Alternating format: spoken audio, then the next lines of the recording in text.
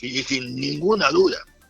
No son muchos, pero son varios, Son varios, pero ¿qué? varios. Políticos, empresarios, ¿quiénes? Periodistas. Hay empresarios, hay políticos, por supuesto, congresistas algunos también, algunos ex ministros, porque no solamente es Ecoteva, Interoceánica, no hay que olvidarse de el gran latrocinio que se ha hecho Exitosa. con el tema del gas de camisea, el gas natural. Muchísimas gracias por la invitación, muy buenos días. Muy buenos días, gracias a usted por estar aquí. Señor Weissman, ¿qué le genera después de tanto tiempo que parece que por fin, aunque siempre hay la posibilidad que Alejandro Toledo siga tratando de introducir papeles para evitar la extradición, pero parece que este camino ya se le va cerrando, acabando? ¿Qué le parece que ya va a regresar a rendir cuentas al país? Bueno, en primer lugar me genera mucha tranquilidad de saber que finalmente, después de todos los recursos que ha presentado de todo tipo el señor Alejandro Toledo en los Estados Unidos, el juez que le ha permitido, porque así son las leyes muy cuidadosas de las personas, y ya se le agotó todos los recursos, el juez mismo ya le dio la última instancia, que es la extradición está sellada, y por eso lo ha citado para el día de mañana a las 9 de la mañana, y va a estar justamente en el Poder Judicial, en el despacho del juez, para que lo ponga a disposición de las autoridades peruanas.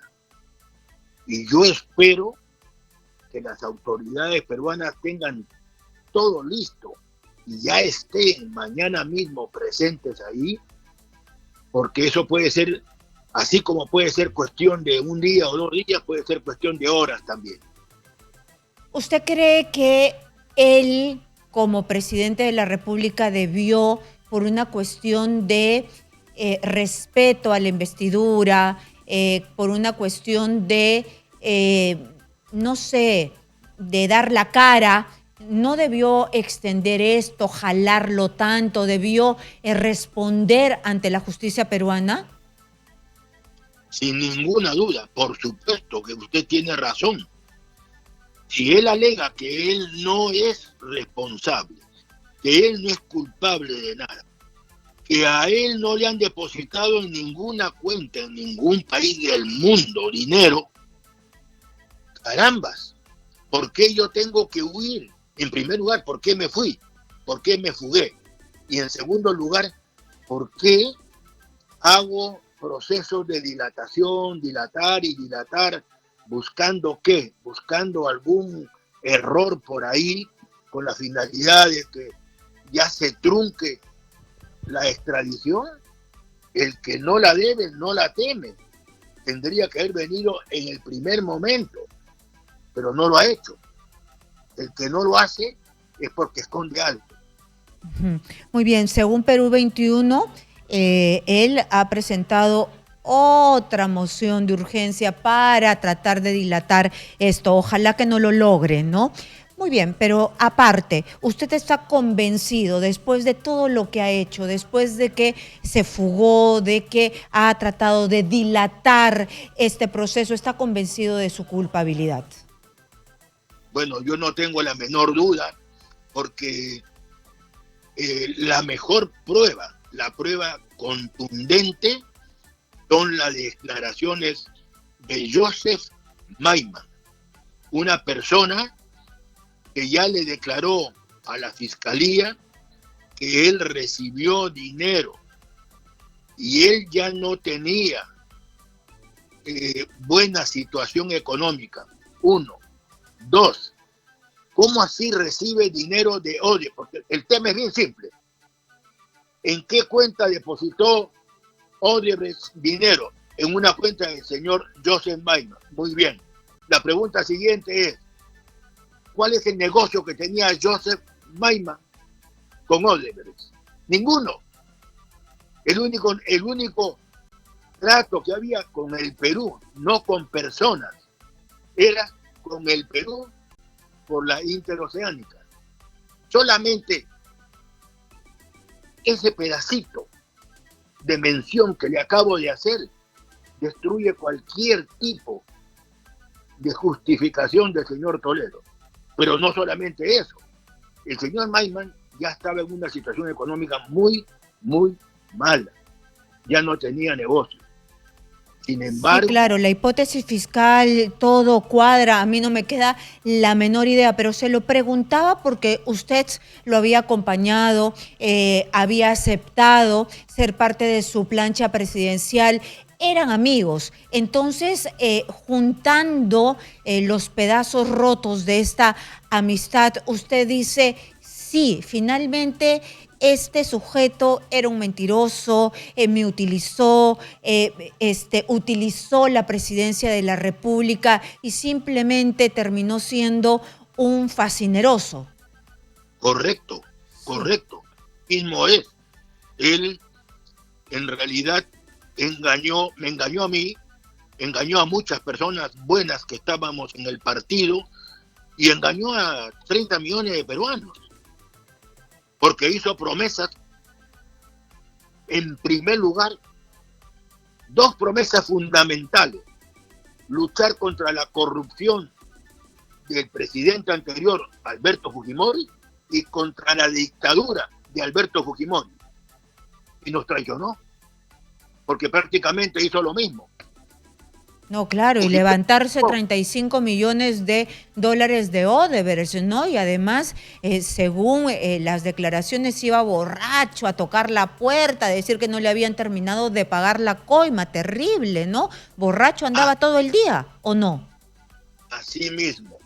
No, todo el día no andaba borracho, pero en las noches, sí, en el segundo piso del Palacio de Gobierno, él reunía a congresistas, ministros, empresarios y personas desconocidas, pero que él las conocía. Y en ese segundo piso, ¿qué es lo que había? Mesas de billar, mesas de billas y bastante licor, comida, café, té, para pasar momentos muy, muy agradables. Y se amanecía. Y dentro de esas amanecidas, muchísimas veces, a las 6 de la mañana, tenían que llevarlo casi cargando a su casa, para que descanse en su casa, no en Palacio. Claro, el hombre estaba borracho, pero ¿y en qué momento trabajaba? Si es que en las noches se metía tremenda borrachera, lo arrastraban hasta su casa, tenía que descansar. ¿En qué momento el señor gobernaba?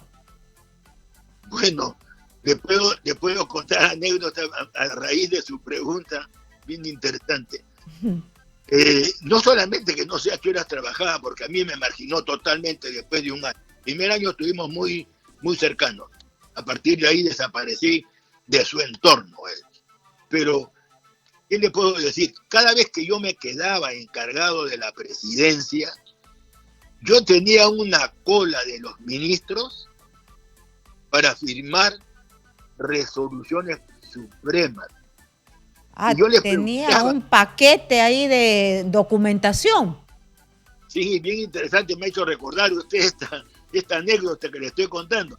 Y los ministros estaban felices que yo esté ahí, porque tenía cada uno un paquetón de resoluciones supremas por firmar, que no tenía cuándo firmarlas, no tenía tiempo, parece el señor Alejandro. No, porque estaba entre Pisco y Nazca. Exactamente. Aprovechaban mi presencia y me agradecían infinitamente. Eso me ha traído usted, dentro de todas las entrevistas que he dado en estos tiempos, este recuerdo con su pregunta tan interesante. Muy bien, y estos ministros que también les gustaba empinar el codo, ¿se veían obligados a estar ahí porque estaba el ministro porque estaba el presidente de la República de por medio, o estaban felices de estar ahí en tremenda juerga? Bueno, yo tengo que aclarar que no eran todos los ministros los que concurrían. Yo solamente concurrí en los 5 años de gobierno 3 veces, únicamente. En esas 3 veces, no todos los ministros concurrían. Eran algunos de los ministros, quizás los más cercanos, o los que tenían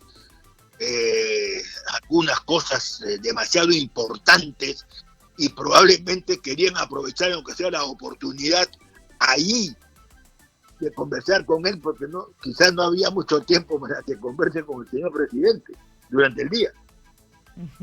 Entiendo. Entonces, y también habían personas extrañas y también había mucho whisky etiqueta azul, me imagino, ¿no? Y la señora Elian Karp no estaba allí. Se suponía que era celosa y todo eso. Bueno, en las caricaturas se ve eso, ¿no? ¡Cholo! Sí. ¿No? Nada de eso. Ella tiene un genio muy fuerte, demasiado fuerte. Es muy mal geniada, muy impositiva, pero ella nunca estaba en las noches en esas reuniones o juergas, no sé cómo se le puede llamar, porque sí, era mucho trago, mucha comida, y los juegos que le he mencionado, jugando billar, villas, ahí habían diferentes tipos de juegos. En el segundo piso de la... No sé cómo se puede llamar, ya eso ya sale del ámbito de la juerga, porque digamos es juego, trago, presidente de la República, palacio de gobierno, ya no, Sodoma y Gomorra, ya para nadie, ya es una cosa ya increíble. No se me había imaginado que se daban estas cosas en palacio de gobierno, con ministros extraños, y bueno, y el señor, ya me lo imagino arrastrando las patas por Palacio de Gobierno al cargado por su seguridad. Terrible.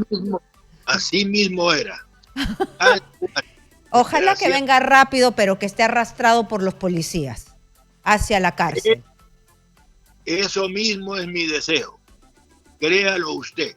Mi lucha es porque por una vez quede marcado en el Poder Judicial del Perú para el mundo entero, de que aquí, así sea expresidente, se le aplica la justicia y que quede como un ejemplo para los otros candidatos del futuro que quieran ser presidentes, que lo que hagan lo van a pagar, y para los que hicieron también lo tienen que pagar, sean expresidentes o exalcaldes o alcaldesas o lo que sea, o congresistas, lo tienen que pagar. Eso quiero que sirva de experiencia y de ejemplo para el Perú. ¿Y por qué dicen que hay gente que se muere de miedo que cuando venga Alejandro Toledo va a hablar? Todavía hay gente involucrada en estos casos de la interoceánica, de Ecoteva, que tiene que ver con Elian Karp, ¿no? Con un cuadernillo de extradición que ya está hace 2 años y que le están pidiendo por esta trama de corrupción en la que ella está involucrada también, ¿no? Todavía hay gente que la está pasando por la sombrita, que todavía no se sabe, que todavía usted los ve y sabe que pudieran estar involucrados. Sí, sin ninguna duda. No son muchos, pero son varios. Son varios, pero ¿qué? ¿Políticos, empresarios? ¿Quiénes? ¿Periodistas?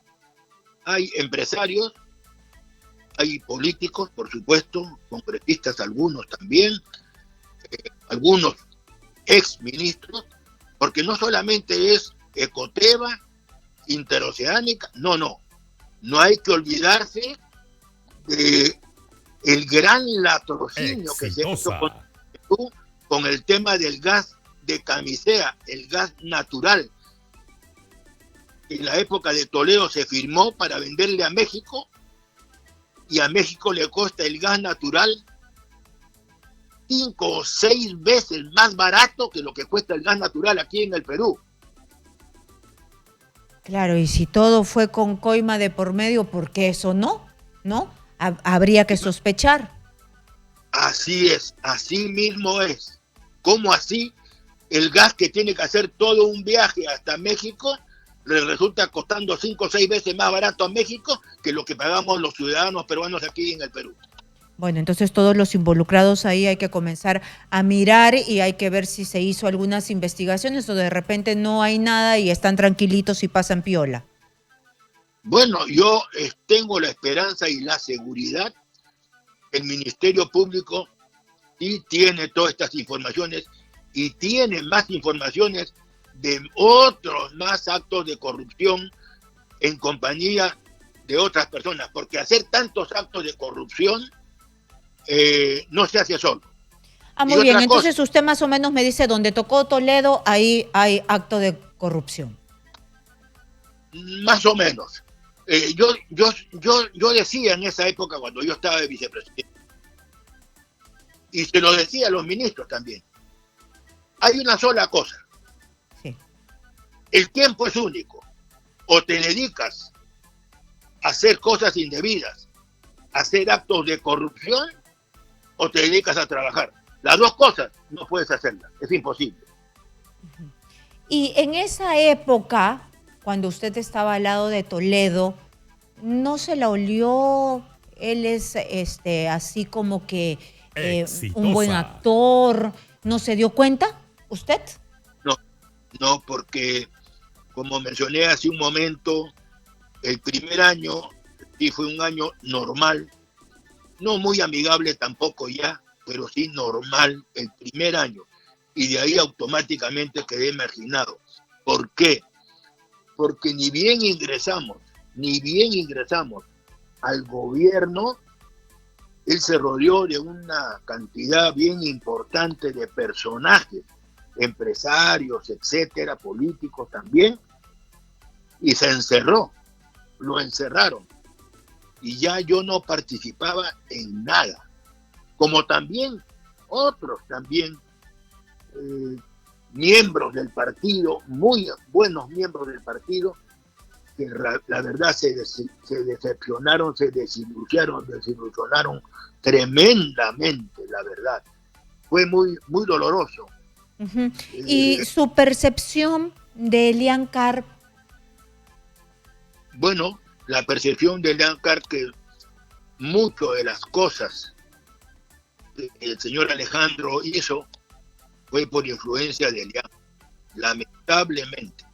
Ella tenía mucha fuerza en el factor emocional de Alejandro y lo manejaba bastante también. Uh-huh. Muy bien, entonces vamos a esperar con paciencia qué es lo que se viene, si finalmente le rechazan esta moción de urgencia, ¿no? Que ha pedido, pero lo ha pedido en la Corte del Distrito de Columbia, pero ya le habían negado antes. Él había pedido un primer pedido de suspensión y ya esta Corte se lo había negado. Ya estos son manotazos de abogados, se supone que ya han dado visto bueno para la extradición, pero hasta el último está tratando de alargarla. Esperamos que, como usted y como todos los peruanos, que cuando se comete un delito en el Perú, se pague aquí en el Perú. Muchísimas gracias, señor David Weisman, por estar aquí en Exitosa. Las gracias a usted y a Exitosa. Muchas gracias.